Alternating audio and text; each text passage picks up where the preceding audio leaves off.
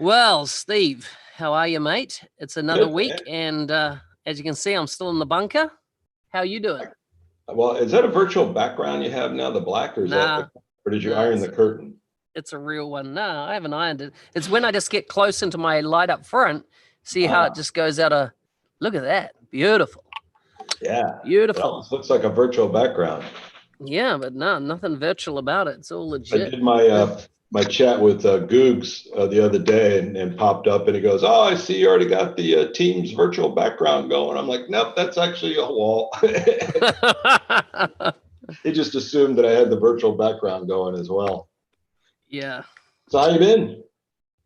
Well, it's what are we on? I'm on week 3 now of lockdowness with another week to go set by our government. Yeah. But I think we're gonna hit I think they're gonna extend it. The risk of to the economy of coming out of lockdown and then going back into it. And really, how can you do 4 weeks lockdown, contain a virus to a degree, but there's no vaccine? The minute you come out of lockdown, what's stopping it just doing what it Oh, was right. doing? Yeah. What Well, have a you lot of the changed? talk over here, a lot of the talk over here has been about the antibody test, where supposedly, you could test people to find out if they already had the virus and Mm-hmm. didn't know it, and Yep. so are immune, or that we know had it, and or just somehow immune. And if you're immune to the virus, then you should be able to go back to work. I don't know if immune means you can't pass it. I don't know enough about it, but Yeah, but I have no idea. I'm not a scientist. Anyhow, welcome everybody. I see I've got a few people on. I can see Norm there. How are you, Norm? yeah. Mark's joining us. Amanda and Greg all online. Who else is with us today? There's definitely a few more. Welcome, welcome, welcome. Please Yep. feel free to chuck in the chat. Greg's already put his first request in around wanting to I know see more about that. the Gugs conversation that you had I, earlier this week. I would have to say my summary of the Googs conversation, and I've known this from talking to him before, he is the master of using an enormous amount of words and sentences to say very little. Yeah. He definitely knows, that, what, we're going to do this for like 30 minutes. So if I can chew up, 2/3 of the time with just saying almost nothing, then I've escaped like a bullet. And he's a tricky one to pin down. I tried to pin him down on a couple of things, but yeah, he's been at Microsoft 26 years. He hasn't survived that long for nothing. He knows how to dance. Yeah. And he knows So how to do you think that a year ago, which is it's over a year now since he was announced into this new role, that was, and to the ISV, I remember writing a post at the time that we've heard the story, we've had all these marketplaces, we've heard, but he was going to change everything, right? We're going to get investment from the ISVs themselves, and this is now, it's going to have legs, it's going to go places. Well, 1 year on, what have we done? We've moved the provisioning platform for AppSource. That's it. The AppSource had one checkbox added to it for PowerApps. Otherwise, fundamentally, no UI, no changes to that application. The word on the street I'm hearing from, and this recently came from a very large ISV I'm working with in the US, heard from the ISV field team in the US that not a single fee has been paid under the 10 or 20% model. Like nobody there's been no money changed hands to Microsoft in that respect. So is this whole thing a white elephant? I mean, it's got to be, right? I don't know, because Goog said the opposite, because I asked him that exact question. I said, has anybody do you believe him? Yeah, I wouldn't want to call a person a liar when they're saying something, but clearly I'm not aware of anyone who's paid any fees. But he certainly made it seem like there was a significant revenue coming from that. I think that if that's the case, then probably what's happened is Microsoft has pursued and made arrangements with their biggest ISVs first, which I would too. I mean, if I was responsible for that program, I introduced a new, hey, pay to play, and nobody was paying, I'd be calling up the biggest ones first. So I was told all the biggest ones were grandfathered in with only new customers from this point forward because they're well established. They all got dispensations. So there's no money coming from, let's say, the likes of Click on their existing database. None. Not a chance. Not a chance. So then we definitely have a little bit of a difference of facts from one side of people saying nothing has been paid and Googs saying a large amount, it's significant, it's big, have been paying. So I don't know which one it is. I think that when Googs came in, he's legacy Microsoft, been around a long time. Fancied himself as kind of a fixer. Right, been brought into lots of different challenges in the past as a fixer. From my dealings with him, he kind of was not this, what do you guys think? Kind of a guy who was more like, I know best. I'll tell you guys what we're going to do, and you can like it or you can like it or lump it. So I thought it was like it or fuck off, wasn't it? Well, yeah, that's probably the closer term. But he definitely was not. Of people I've dealt with on other things as open to suggestions, comments, or stuff. And clearly he came in with the idea that step one, which I didn't necessarily disagree with, that step one is we need to generate revenue from this. But my thinking around that was, well, maybe if you generate revenue, then you guys will give a fuck about it and actually make the marketplace work if you've got a piece of the action, because clearly up to now, without a piece of it, you haven't cared at all. But he came out from day one with the stick, right? No carrot, no, listen, we'll make it so amazing that you'll beg us to be in here. He just came out from day one saying it's this way or you're not getting, how heavy-handed was there'll be no side loading. Yeah. And then we find out 9 months later that there's no engineering to ever present side loading. And if engineering started today with all our other backlog, it would be 18 months before there could be any engineering to prevent side loading to the platform. Well, and I think it was an easy thing for him to say early on before he had a clear understanding of the landscape. And they since have backed off that no side loading thing because I think it just became obvious once you understand it better. I think he was trying to throw some carrots out fairly shortly after the stick started. I think he realized he needed to put some carrots out. The problem is, I think all the work that has been spent was strictly on the stick. There hasn't been much effort done on the carrot. And what they did do on that side, we have a bunch of promises. We still have a bunch of promises. We've had promises for years, but now we have a new, fresh year's worth of promises about the marketplace, about giving us licensing tools, giving us revenue collection, giving us all these wonderful tools to the point to where we would want to be an app source as opposed to resist it.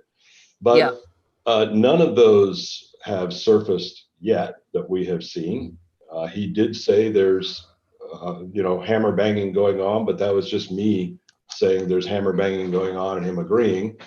I don't know if there's hammer banging going on or not. He announced just before the call his retirement coming up. Yeah. So, we have a term over here for a president who can't get reelected. We call him a lame duck. I don't know if that's an international term, but basically it means, he's got really no reason to accomplish anything more at this stage. He's leaving. And once you make the decision to leave, it's like, how motivated are you to solve some big issues? So it's a little unfortunate. We'll see who steps into his place behind him. Yeah. One thing he did do, thankfully for me at least, before I talked to him, this was earlier in the week, I was complaining about AppSource again because it basically looks the same as it did, from the beginning, and all the problems that it had are still there. Nothing's really changed. They did clean out a bunch of the chaff that was in it, but that was only part of the problems with AppSource. And for all the talk and noise, none of us have seen anything happen there. And so he did put me in touch with the development team in Israel to talk to them directly. So now I'm going to be having a regular call with that team about trying to fix AppSource. But here's the thing. Like, you've pursued that, right? Did they think that it was all? Are people sitting there thinking that they have made it? That like AppSource is like all the people in that team that you're talking with, that they've said, "Oh, let's set up a regular call with Steve now to find out what's wrong." Did they not realize that it's absolutely fucked? Like, for so long that does all the noise in the market mean nothing? Are they absolutely just in an echo chamber that they're not picking up any relevant information? Surely the telemetry is telling them how broken it is. There's it's interesting because everybody that is involved now, I predate all of them with AppSource because I was involved with the pilot when they were developing AppSource with Satish Thomas, who's now doing customer insights. He's the one who originally built that thing, and I was involved before that thing ever even launched. So I kind of know more about history than any of these people I'm talking to. But one of the things I recall at the time in putting that together was it was kind of a hastily assembled, quickly put together. We know this is not great. We'll come back later and sort that out, but we want to get something into market quickly. So it's all about speed to get something into market. There was no one on that entire team that knew anything about marketplaces. I mean, it was a bunch of biz apps. Nobody on that team had any understanding of marketplaces at all. So it was kind of like, well, I've shot Amazon before, and that was their level of knowledge in putting together a marketplace. And pretty much what we see today is what was launched back then. They really just never did come back over top and fix these things. And I mean, we'll see if there's a will to do it now. They certainly sound interested in hearing what the problems are. It sounds like this team would love for it to succeed, but again, don't really have a good idea of what needs to happen, which is ironic since a marketplace is not an unusual thing. There are successful marketplaces all over the fucking internet. I mean, it's not that hard to go figure out how to make a successful marketplace. We just have this kind of Microsoft lens over what would ordinarily be a normal process, but they've stuck the Microsoft lens on top of it and made it weird. But isn't that like so? They did tell me they hired someone from the Amazon Marketplace team to add to this team, and my thought was, well, I guess better late than never. Would have been nice to have had somebody like that on the team from day one. But now here we are 3 years into it. We're going to finally get somebody who understands marketplaces to come in and take a look. So there's some reason for some optimism there. You don't look convinced at Honestly, all. Steve raises an objection. Oh, we bought something from Amazon. Ah, awesome. Like, so like, it's like, what was it, the janitor that you bought in but he came from Amazon? Like, there's like no qualification of that statement. Like, we bought someone in from Amazon. Yeah, they got fired from Amazon and they were out on a job listing, and we're like, this is a good story. Well, I'll find out on the next call because that for some reason they forgot to invite the Amazon guy to this. He's cleaning the toilets. Yeah, he might have been busy making coffee or something. I don't know for everybody, but they're going to make sure he's on the next call. And you know me, I'm going to want to grill the guy a little bit and find out if he's a janitor or knows anything at all about this stuff. You'd like to think that Microsoft did a little bit more of a background check if they're going to bring somebody to the marketplace team that the guy, but people lie on their resumes. Who knows? But why would you? Because they chuck out to Steve that he came from Amazon, and like now Steve's full of hope. I am. You know what? I mean, I continuously walk right into the saw blade. I can't help but try and be optimistic and try and see the potential upside and try and see hope in these things. But so far, particularly with the whole ISV motion, I keep walking into a buzzsaw. It just doesn't end up manifesting at all. The only thing that has changed in the ISV program that is clear, evident, and visible since AppSource was launched is that partners are now contractually obligated to pay Microsoft a share of the money. That's the only tangible, visible thing we can see. If there's a whole bunch of hammer banging going on, we haven't seen any of the result of any of that stuff. Clearly, if there's hammer banging going on AppSource, we haven't seen any of that manifest either. There is supposed to be a significant update to AppSource coming out here shortly. Sounds like it's already too late to influence, so we'll see. Oh, is there yeah? There's an update. Yep, an updated version of AppSource to be pushed out. I can't remember, soon. To the point to where it's already kind of too late to influence some of that stuff at this stage. But so we'll see what happens with that. I mean, I had a lot of feedback myself, and I've done a marketplace. I've built a marketplace. I'm just a user. I'm a vendor in the product, and I'm a user of the product. So it's pretty easy just from there to see the obvious problems that frankly anyone could see. Yeah. That they haven't seemed to have noticed or addressed, or like you say, blinders on. I don't know what they've been thinking, but we'll see. So on the front, just to move topic. Oh, interesting. Any of you out there that are interested in your Microsoft Certified Trainer qualification, or MCT?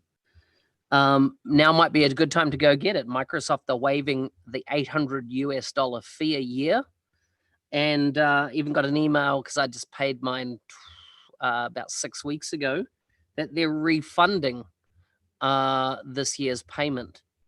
Is that just for existing MCTs from renewals, or is that for brand new ones are going to waive the cost?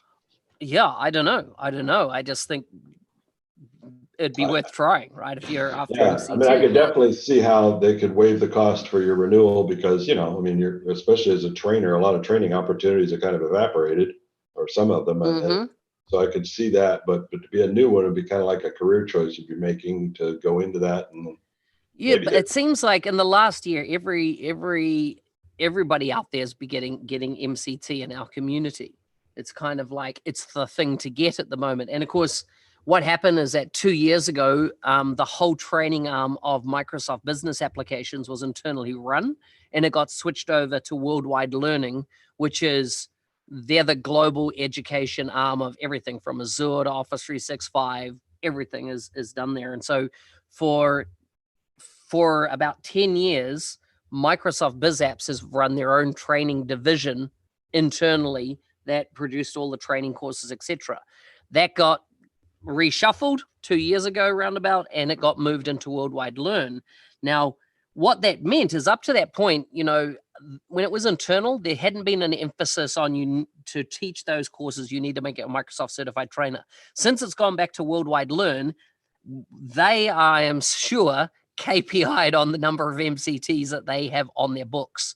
Because it seems that the requirement to become an MCT, and one of the stiffest requirements was you had to do a course which was for teaching adult education. CompTIA did it as the course that I did when I did it, which is called CTT Plus, which is CompTIA Train the Trainer course. And it was quite rigorous. You had to do a video, your live classroom presentation at the end was videoed. It was sent off to America. It was analyzed and come back, and they decided whether you were an adult educator. There seems to be a lot of slackness around that bit. If you've taught 5 classes, cool, you're an adult educator. Boom, you're through. And as long as you've done the Microsoft exams for the corresponding courses. So I don't know whether there's been some laxation on that to drive numbers, but it just seems everybody's getting it. We've seen a lot of questions in our back-end forums lately around, should you go become an MCT? Is it valuable? And I think it's very much like gold or silver partner status. These are statuses that Microsoft put in play to have partners almost compete against each other. But in all the deals I was involved in, I've never, multi-million-dollar deals across my career, I cannot remember a situation where a customer came to me and said, "Are you gold certified partner with Microsoft?" I heard Microsoft tell many people this is our gold certified partner or a global partner of the year or stuff like that. It was their marketing comms that they would put out there, but I'd never had a partner go, prove your credibility. What they would look at is, show us where you've done this before, show us all your customer references. That's what spoke volumes. So I think MCT is a bit like this. It's like, 800 US a year for a certificate that says, cool, you're an MCT for another 12 months. I guess it would kind of depend on the career path, right? I mean, if your goal was to sell training services to end customers, to be able to say you're a Microsoft certified trainer would have a lot of value. You would promote it as having a lot of value because you have it. You would promote it, right? You would promote it. That's it, because you've been told that this little sticker here that we're giving you means something that bob down the road. Now, the thing is that if you put the two trainers side by side and one has 15 years experience implementing the technology and doesn't have MCT, and one has MCT that he got last week because he went and did some study and passed some exams, which would you rather? Somebody that knew how to market themselves well, or I'd rather the one, but as the guy who just got his MCT, I could probably outsell the other guy because I'll blow up those credentials values. We do it already with competencies, partners of the year awards, all this kind of crap. We already, the customer only cares about it to the point that you successfully marketed it to them as high value. And then suddenly their eyes are open. And I've had customers before that are now suddenly asking other partners, so do you have your gold competency? They don't know what the fuck it is, but I convinced them it was this ridiculously high value thing that anyone who doesn't have is literally incompetent. Yeah. So Frank just asked there, what is the material requirements MCT to use MOC, or MOC stands for Microsoft Official Courseware.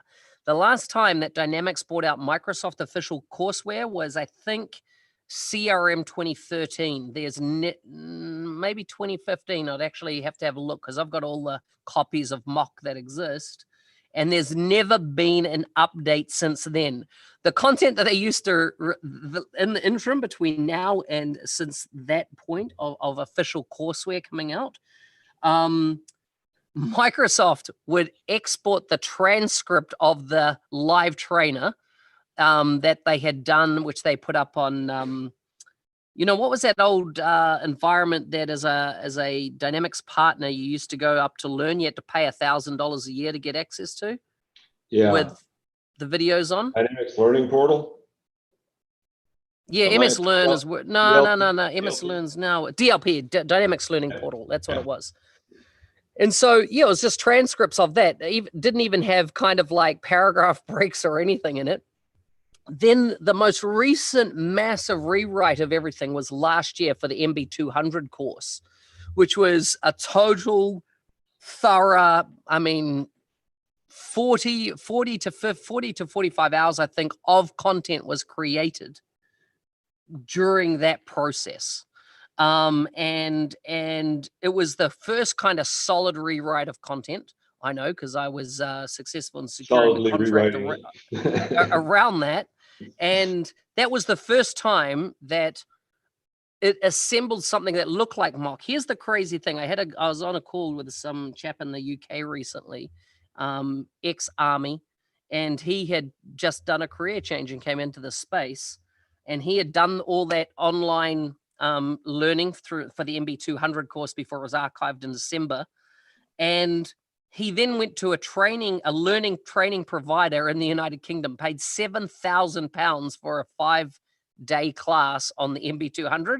He got there and they handed a printout of all that content we'd created on MS Learn. That's what he had paid $7,000 for. It'd been printed out into a book. And the MCT that got up in front of him knew nothing that wasn't, she was more of a facilitator, apparently, than knowing anything about the content.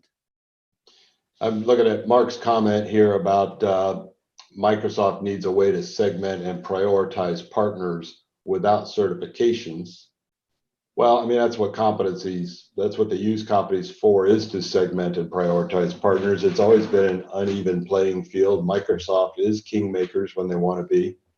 And it's a pay to play. Those competencies aren't free. You have to pay, and you got to get to, different partners. We've all walked into some big partner's office and seen in their lobby all their trophies and awards up on the wall, right? It's all this, I'm better than everybody else kind of thing. It's funny story. I went to one partner's office years ago up in New Jersey, a nice guy, and he's got his classic shelf full of awards, right? All these awards. And he said he'd be back in a minute, had to go get something. So I found myself just kind of standing there, and I'm looking over these awards, and I'm realizing that a bunch of these were not actually awards.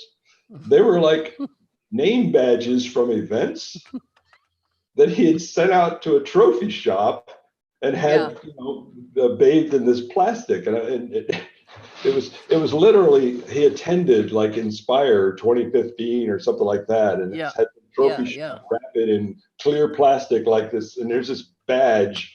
But without looking at it closely, it looks like all of these things on this wall and all Microsoft logos. But then you look and you're like, that's just a fucking name badge. Yeah.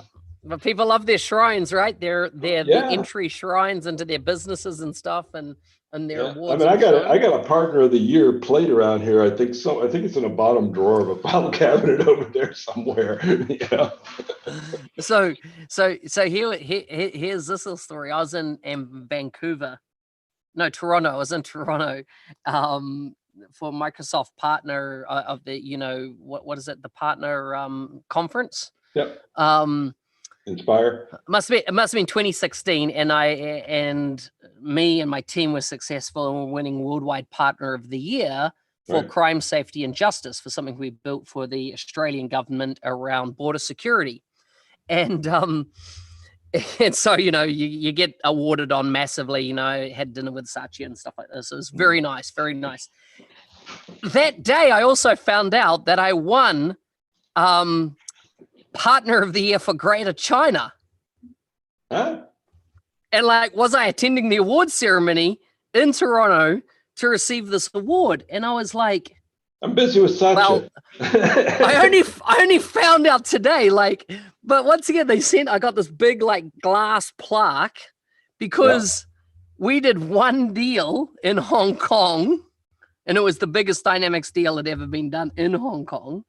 But what was funny is that, these awards that they give, it's really around where Microsoft kind of want to position or show off stuff in the market rather than being, were you really amazing or something like that, I mean, the whole reason that we got ours was it was right at the time they were moving to online. The existing partners were not that interested in online. They built whole practices and on-premise, and they really just weren't that interested in the online product. We came over from Salesforce, having been cloud, CRM before, and I'm looking over the fence at Microsoft at this new product they launched. I remember my partner at the time talking about what a piece of shit it was, but I'm looking at this product and I'm thinking, you know what? Nobody's fucking selling this thing. I mean, we could jump this fence and just start selling this thing, and nobody else is selling it. So that's what we did. We ended up getting that Partner of the Year because we sold more CRM online that year than any other partner on the planet, which is a very impressive statement, but it wasn't that many seats. It wasn't. I think we sold, I don't know, 500 seats or something like that. It was not that many seats, but it was most seats of any other partner on the globe that year, and that's why we got that thing. It's like you say, they want to highlight, and they had me up on stage talking about, oh yes, how wonderful this is and how much better than Salesforce, but it was. But to agree, it's vanity metrics, right? It's no more than saying, oh, listen to this, I've got a million followers on Twitter, or I've got, 100,000 of this or 100. These metrics are meaningless unless they're putting money in your bank account, right? And generally they're not. As in, after winning that award, after winning those awards, if I'd gone out next week and was like, I can put my feet up now, the money's going to flow in. No. Not a chance. You're going to go out there. You're going to tell the whole world that you've won this award. You've got to use this as your point of difference when you go in on an RFP response or something like that. Because value. I mean, it's a point of differentiation that you can use against everybody else that doesn't have that point of differentiation in a sales conversation. So it's dollars. Yeah, you can't kick your feet up, but you can absolutely use it to beat your competition over the head with. And we've done that masterfully. Are people talking smack about me up there? I can't tell. Yeah, it looks like it. I think well deserved, well deserved. Ken and Keep it coming. they're, I didn't they're realize. Look, Alex Jones is there on the call. He's the one I was telling you about doing the UK XRAF. He was, sorry, not the army. Doing that training as discussed. Paddy didn't realize there's a fee to pay and what he's got coming up. And it looks like Ken and Seth are having a good banter backwards and forwards. I think that's brought us up to date. A couple things of point of information so people can know. We were chatting about this a little bit beforehand, and we were talking a little bit about this, the data schemas, and some things that some people may have figured out by now, or if they haven't, we'll kind of give you a couple secrets here. There was actually, if you recall, there was a little bit of a disagreement between me and Mohammed about a year ago or something like that about naked CDS versus sales and stuff like that. And it turned out I ended up agreeing with him. I ended up taking his side because Muhammad Alam? No, Mohammed Mustafa. Mustafa. Yeah. Okay. MVP in the UK there. Yep. Because if anybody who's listened to me long enough knows that at least 50% of what I say is completely fucking wrong. The question is, we never know which 50% it is. But he called me out on one that I turned out to be completely wrong on. But now we're at a stage. If you go into Power Platform Admin Center and you create a new environment and you have a P2 license, or to be able to do that. And you see those options for adding sales, service, etc. You're not able to check those boxes because you don't have the right license. However, if you go and buy a Dynamics 365, say, enterprise sales license, and go into that exact same process with that license, you can create an instance with all of the sales entities and everything else in there. You can then turn around and immediately cancel that license and replace it with a PowerApps P2 license, because the only thing you actually need that license for at that stage is to create the schema in the tenant. Once you lose the license, it doesn't suck the schema back out. You just need it to create it. Once you create it, it's there, and it stays there, and it gets updated just like everything else gets updated. So you can then roll back to the P2. Now the P2, one of the reasons you might consider rolling back to that is this conversation about restricted entities. And actually, it's funny because I had an argument earlier today with someone we both know very well about leads and opportunities not being restricted, who is swearing to me that they were, and that they've built gone through a bunch of gyrations to work around the fact that they were restricted, and they are not restricted and never have been. However, Charles had said a while back in September that we're planning on adding more restricted entities, and said, for example, the opportunity entity probably is something that should be restricted to sales, et cetera. He said a few things around that front, which got us all a little nervous about, okay, now what the fuck's coming? And now we've learned in the last call, as we kind of suspected, because we were all saying, where's these new entities? Where's these new restricted entities? How are we supposed to build? We don't know what's going on. And now what we learned in my last call with him, as we kind of suspected, is, yeah, we're going to move away from restricted entities. We're going to come up with another way. So we don't know what that other way is yet, but it definitely won't be restricting access to tables.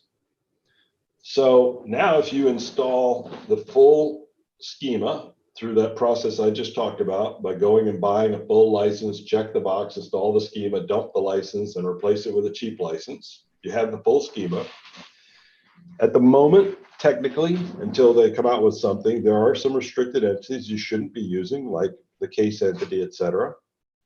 I think there will be people that will decide, well, they've already said they're getting rid of that as a concept, so maybe I'll go ahead and use it, knowing that, who's going to slap my hand if it's going away anyway. There's no technical locks on any of that. No. So it'll be a little interesting. We've got a customer right now that we're working with that has, I don't know, 150 seats of of enterprise sales with the customer service add-on, plus about 40 gigs of additional storage, paying, I don't know, 15 grand US a month, something like that for licenses. Didn't use much of they used all the out-of-the-box entities and tables, but they didn't really use much of the logic. For example, they built their own SLA process custom, their own qualification process. They weren't using some of that logic. So I'm seeing like there's an opportunity here to drop a significant, if not all of their users down to at least the $40 license, and a pretty good number of those users potentially down to the $10 pass. So this is kind of circling back to that post I wrote a while back about saving 92% on licenses. Here's a real life scenario. Somebody fully deployed on first party, full applications, lots of customizations, lots of users. It looks like it's going to be a pretty painless process for them just to just drop underneath to these cheaper licenses and not miss a beat. The only risk right now is, and again, in their case, they rebuilt some of that logic of their own, so it's kind of like their own logic. But the risk that we have right now going forward is we don't know what this other way that they're planning on protecting the first party IP is. If I were to guess, I would say they're going to draw a horizontal line above the tables and below their logic. Things like the box opportunity qualification process. Some of those sorts of things, and say those are restricted, but the tables are not restricted. Did you say the qualification process? Lead qualification process is just an easy example. I know it's shit. Yeah. But like, that's what I'm laughing at. It's like the case close process. Yeah, exactly. And those would be examples, I think, of where they'll put those things. Those will become restricted. Some of those processes and logic, but the tables, no. Maybe things like the cards. Hell, I don't know but I think that's what they're going to try and do. Are you hearing that every now and again? Nope, not hearing nothing. Getting in my ears. So I had an interesting call this week around PCF. Okay. Yeah. And a podcast, which is coming out shortly with one of the senior folks on the PCF team. Very interesting. One of the questions I asked at the end is, what's the opportunity that everybody's missing at the moment? Like, what are you seeing that you're like going, you know what, if I wasn't working in Microsoft, I would be out there. And I was like, when it comes to PCF, what's the opportunity? Yeah. And it's interesting because it was a discussion you and I have had before. And he was saying the biggest opportunity is for a company to commercially create really smart PCF controls that anybody could buy and pop into their CDS based builds. So whether you're building a straight app, so unique controls. He goes, I'm surprised that nobody seems to have come out where their business model is kind of like, he didn't say this, but like a Telerik, right? To come out and create a bunch of industry controls that they could license and put into their applications, kind of like OEM them into an application. And of course, I raised then, well, how would they distribute that in AppSource, knowing that, there's no way because that anybody can get a PCF control in AppSource as such without being a Microsoft partner. And because I said there's a whole bunch of folks also in the community that want to kind of market or get out there, but they're not Microsoft partners that are building. These are, pro devs that are building these controls and getting them out there. So I'm going along two storylines here. But back on that one area of, is there an opportunity for somebody, an organization, company, that type of thing, that just goes out, has some great UI experts and create some really slick controls that you could use anywhere in the application? Build it into your own code. I think, and we definitely have talked to the PCF team early on when this stuff was, because we were on one of the pilots when they were still putting that stuff together. And one of the things, I was seeing that, that's when you and I were talking about it, because I was seeing that opportunity. It's going to be cool. And there could potentially be a market, but they didn't have any thought or any way to kind of control or protect the IP of controls.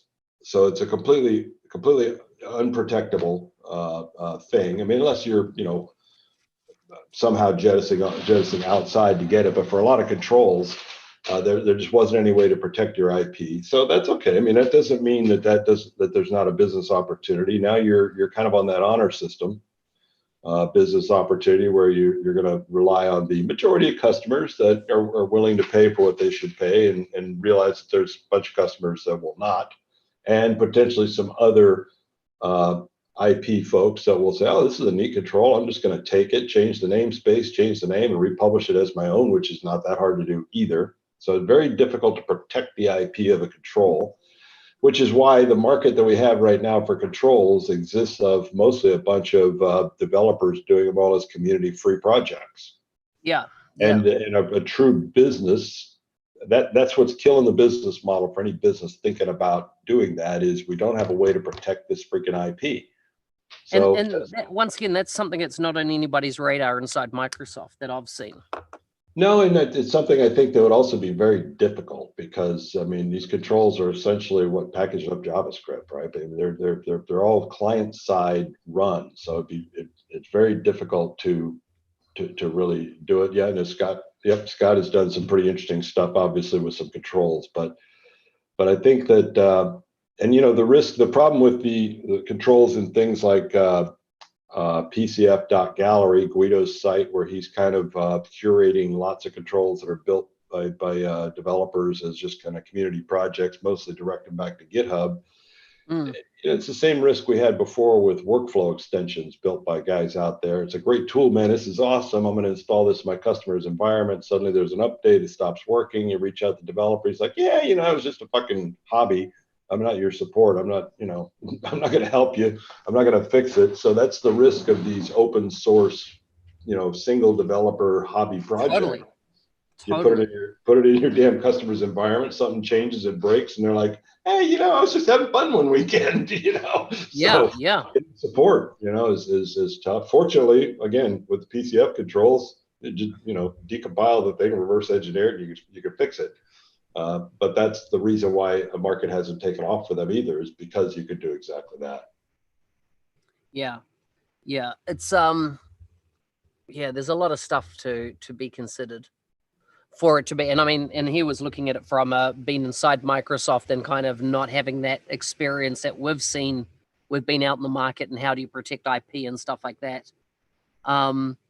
Just which kind of rounds back to the AppSource discussion again. One of the things that was touted was the commerce capabilities coming, and therefore licensing control in AppSource. Now, do you think that we're going to see that within 12 months, 2 years? That was all being told that we'd have it within 18 months, a year ago. I mean, I think they'd like us to believe that some of that hammer banging going on in the background is that sort of stuff, but it could just be somebody banging a hammer on a wall. We don't really know. We haven't seen anything move towards that front. The closest thing we've seen towards licensing. Team members? Closest thing we've seen towards licensing is what they did with Team Member. So the new Team Member license is phase one of a way to technically lock licenses. It's phase one. Phase one is, we're going to lock this license that it can only open a certain app. So right now, with the new Team Member license, I don't think that they've turned it all on yet, but when they do, it comes with a Team Member sales app and a Team Member service app. And if you have a Team Member license, those are the only apps you can get into. Can't get into enterprise sales, can't get into any custom apps, can't get anything but those two apps. All right. Those two apps, however, are completely customizable. So you could go right back in, customize the shit out of it, and have them completely violate the license again. That's phase two. Phase two is tying back to that license privileges, which right now sit at security role, which is kind of independent of licenses. So it's kind of bringing some of that privileges technical locking to the license itself, which, so if you combine privileges and a specific app, you're starting to get closer to a protected thing. That's all great for Microsoft and their Team Member problem, trying to fix that problem they created. But that is the motion that I've been told will eventually be made available to ISVs. So if you're an ISV, and again, depending on what your solution is, this may matter, may not. If you build an app as part of your solution for your vertical customer, you can potentially license that app to a customer, buying your license, and these tools would be a part of what you're doing. So it's like the hammer banging that's going on for our future benefit. We're like a side benefit of the benefit. The main thing that drove it was locking down their team member license and the abuse of that. But in the process, sounds like there's no benefits. Huh? Sounds like there's no benefits. Sounds like there's, hey, you know what? We did this for ourselves, and somebody said, you know what? ISVs would probably like this too. So we certainly weren't the driver of it. We certainly weren't the cause of the effort, but we could potentially benefit from some of that. Commerce is another thing that we heard big things about, and I've seen no motion on commerce. Yes. Commerce. So to Ken and Seth asking about that AppSource licensing and stuff is one of the, if you take an AppSource marketplace like Apple, for example, the iTunes store, right? They control all licenses getting loaded to the device, right? Because you have to buy through their store to license it on their closed ecosystem. Apple does, because they're Apple, exactly. Yep. So one of the things that was being talked about a year ago was that Microsoft would prevent sideloading of solutions, ISV solutions, into the platform, therefore allow licensing. Sorry, my camera's not focusing. Therefore allow licensing to go to their platform, so ISVs don't have to always invent new licensing mechanisms. There we go. Focus on me. Focus on me. Yeah, it's like they were moving from the Android model to the Apple model. Yeah, but it's not happened, right? As in, so one, commerce facilities going to come. In other words, you could go up there, a business decision maker could go up and go, I want 1,000 licenses of Rapid Start, and click pay for it, credit card into their environment. That was one of the stories that I heard. And of course, part of that then meant that there would be a licensing mechanism to control people from using more licenses than what they had purchased. Two, like any ISV knows, one of the big overheads straight away is how do you stop people using more licenses than what they're paid for? It's not easy. And every ISV has to build this kind of infrastructure from scratch. Yeah. And then how do you do everything from expire licensing to making sure that it's only running in their single environment? Like, do you use part of their domain name as a tie to? Do you have a heartbeat on to call back to your own server farm? Therefore, you need Azure infrastructure in place, et cetera, et cetera, et cetera, to make this all happen. It was hoped that the AppSource or the and not marketplace, only all those things you're just talking about, let's say you've installed 5 different ISV solutions onto your environment. You probably got 5 different versions of all of that machinery you just discussed, all bumping into each other in the environment too, none of which is necessary if Microsoft solved it with a common licensing framework we could plug into. Yeah. Here would be a reason why they might actually spend some energy on that. And it circles back to the rev share. Right now, whatever money, if any money, whatever money is being collected on revenue share is on the honor system. Yeah. However, if they had commerce baked into the marketplace where a customer went and bought your solution and Microsoft collected the money, well, they would just send you your share and keep theirs automatically. No need for honor system anymore. They collect it right off the jump. iTunes model, right? They pay out they take 30% cut for themselves and say, there you go, developer, here's your check each month for how much has been sold. So there's a motivation for Microsoft to build the licensing model for us to use beyond just being nice guys for us, or the commerce model rather. On the licensing side, the same thing. I mean, if we sell a customer our solution and they bought 1 seat, but they have 20 people using it, well, Microsoft would want, wait a minute, if you're going to pay, you should be paying for 20 seats, because again, they're going to get 20%. So that 10 or 20% rev share, if you look at that as a potential motivation on Microsoft's part to get commerce and get licensing done, they've got a monetary reason to do that to do that. So yeah, that makes sense. That makes sense. So for all the Microsoft folks listening right now, what are your thoughts on it? Love to see it in the chat. Well, Steve, it's coming up the 10 minutes to go. Let's throw to the audience. Is there anything else anybody wants to discuss in these wonderful times? Any stuff you're seeing in the market? I did notice just before jumping on the call that in December, Zoom stocks were at $63.54 is what a Zoom stock cost. At their peak, which was in the 23rd of March, it was $159 a stock. Then they had the little bleat around people saying they had a security issue, and that dropped to $113. That was on the 7th of April. And as of now, they're back up to 141, almost 142, still trajectorying upwards. So Zoom is kind of, I think, suffered the security storm. I've got a big security button now on my interface. They've done a bunch of updates in the last couple of weeks to make sure things are locked down. And where you said some of that was fake news? It was different. I don't know that was fake news. It was industrial espionage to a degree, or had a little a not easily discovered fault, just shining a flashlight to the world on. Yeah. Look at this, everybody's using Zoom. And like, look how secure Teams is. And yet it's funny that the announcements this week around Teams are, no longer are we just going to have 4 videos on screen at once. You can have 9 videos. We're going to trial that. I mean, Zoom has, I think 50 is the max limit of video, people's on screen at once. And they're going to introduce, or they have, if you're in the beta versions, the early access versions, virtual backgrounds. I mean, look, you've had your virtual background up since day one in Zoom, Exactly. like amazing beach scene there.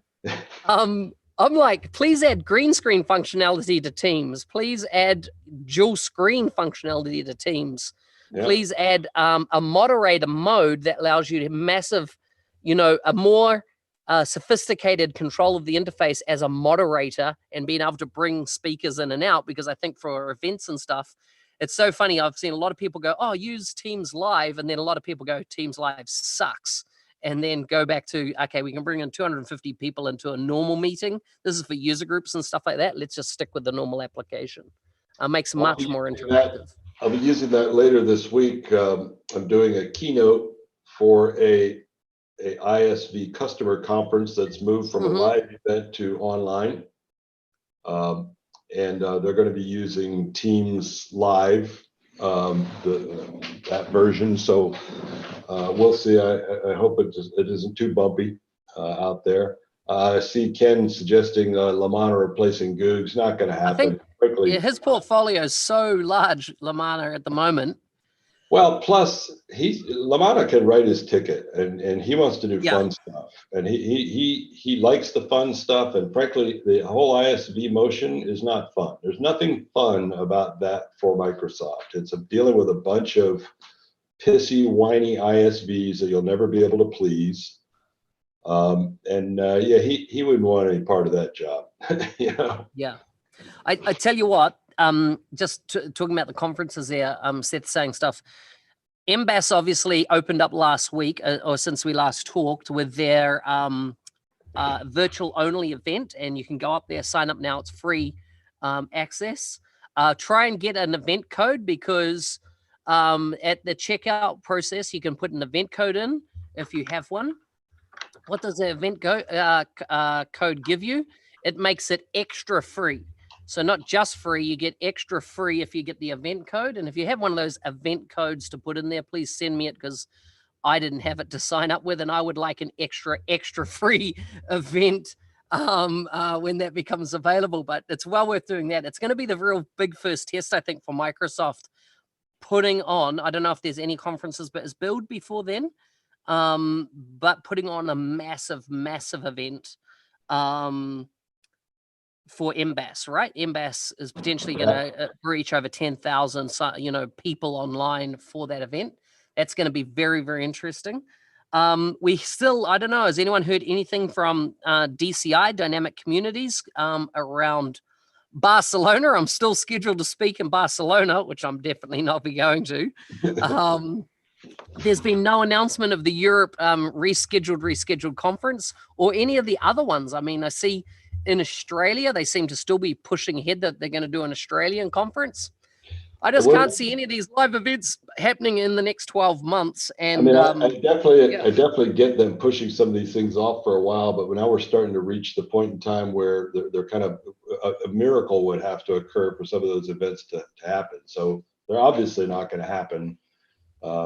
And I hope they're not waiting for a miracle to suddenly change course of events to do some of those things live. There's just not going to be any. We've already talked about Microsoft has canceled all of their live events, and I'm sure isn't going to be sending any of their people to anyone else's live events either. So I don't know what DCI does without any Microsoft speakers.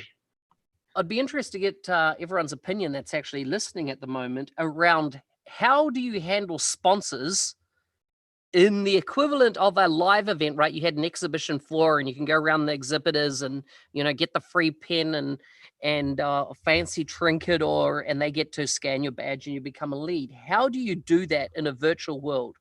And why I ask this is that this week I was talking to a chap up in Poland who was just involved on the 4th of April in a SharePoint conference.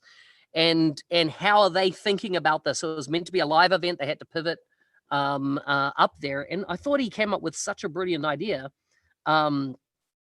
which is how about that the sponsors / exhibitors or whatever get to do a presentation where anybody can come in, ask them anything, and they have like a virtual stamp and you have like a virtual book of stamps that you can get at the event for the exhibitors you've kind of gone and participated in, and then prizes are given out over the course of that conference or whatever from the various exhibitors to the most attended or whatever, so that people, because so the big thing is that I know exhibitors want to do stuff and sponsors give money and stuff for these things, but they want something in return, right?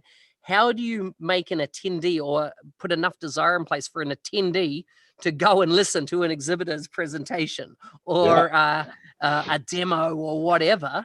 And some type of virtual mechanism to do this type of stuff is potentially going to be needed in whatever software has been developed, for running events to add that value. Yeah, this event that I'm doing later in the week for this ISV has some sponsors, and they're basically doing 10-minute sessions kind of between the main sessions. So it's almost like an extended commercial, through the same tool. So I guess that's one thing. I know. I mean, there have been a lot of schemes in the past about visiting this booth, and if you visit 12 booths, and I've actually been in doing presentations before where somebody was coming up afterwards and said, would you mind checking this box for me? And I don't know how much value that necessarily has for a sponsor, that you got people that are running around trying to get all their boxes checked so they can go get a drawing for an Xbox or something like that. Are they legitimate customers, or are they coming strictly to get a box checked and then suddenly going to realize as you're talking that, oh my God, this is a fucking awesome solution, I should buy it. But they could do giveaways, right? Notice there that Prashant says, you create multiple channels, which is a booth equivalent, and people can go past, get a demo in those kind of live open channels. Seth brings up lower thirds, which is basically putting a ticker across the bottom of the screen of the sponsors of the event and stuff like that. I mean, that gives branding, but not necessarily any kind of FaceTime stuff. Yeah, we're going to see all that. We're eventually going to see all of that, and even things we haven't even thought about yet. But we're going to see all of those things, I think, in the future, because I mean, they're a big part. When putting on an event, you need to collect money and sponsors. Yeah, I know for like the Saturday events, the goal was to collect enough money from sponsors, basically just to pay for people to come to the event to talk and maybe cover a meal, the cost, catering and stuff. Yeah. But a lot of these things, and DCI is an example of one, that's a for-profit enterprise. They're not trying to just recover costs. They're trying to make fucking money on it. They need to have a way to figure out that sponsors will pay money, for these events. And if they're just sitting on their hands waiting for the full-blown live events to come back, I don't know. I think if I were, I don't think it'll ever be coming back. if I were them, I would assume they're never going to come back at all, and then figure out a business model that works. And to whatever degree they do come back, that's a bonus. That's cream. If you're just going to sit there and wait it out and figure it's going back to where it was. Yeah. Well, it looks All like right, we've mate. wasted another hour of these people's time. See you. See you guys. Thanks. Thank Bye. you.